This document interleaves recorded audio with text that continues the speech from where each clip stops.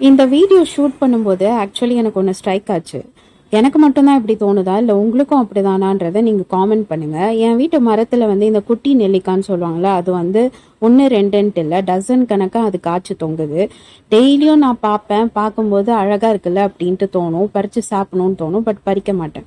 ஆனா இதே நெல்லிக்காய் சின்ன வயசுல ஏதோ ஒரு வீட்ல இல்ல எங்கேயோ ரோட்ல இந்த மாதிரி மரத்துல பார்த்துட்டேன்னா, இந்த கல்ல வச்சு அடிச்சோ இல்ல மரத்த குலுக்கியோ எல்லாம் நான் சாப்பிட மாட்டேன். அந்த ஓனர் கிட்டயே போய் டீசென்ட்டா எனக்கு கொஞ்சம் பறிச்சு குடுக்குறீங்களா அப்படின்னு கேட்டு வாங்கி சாப்பிடுவேன்.